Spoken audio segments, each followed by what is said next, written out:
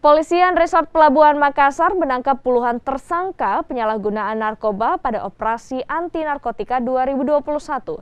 Dari puluhan tersangka itu, 4 diantaranya adalah wanita. Sebanyak 29 tersangka kasus penyalahgunaan narkoba ini ditangkap Satres Narkoba Polres Pelabuhan Makassar. Mereka ditangkap dalam operasi anti narkotika Antiklipu 2021 yang digelar pada 28 Juni hingga 28 Juli 2021. Para tersangka ini umumnya merupakan residivis. Mereka kembali mengedarkan barang haram tersebut. Dari 29 tersangka, 4 diantaranya merupakan wanita. Dari hasil penangkapan, polisi menyita narkoba jenis sabu, ganja kering, dan tembakau gorila.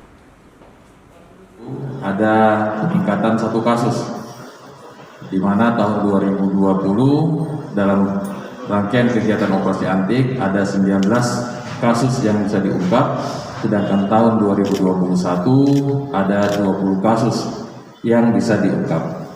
Alhamdulillah untuk target operasi di operasi antik ini juga bisa kita ungkap.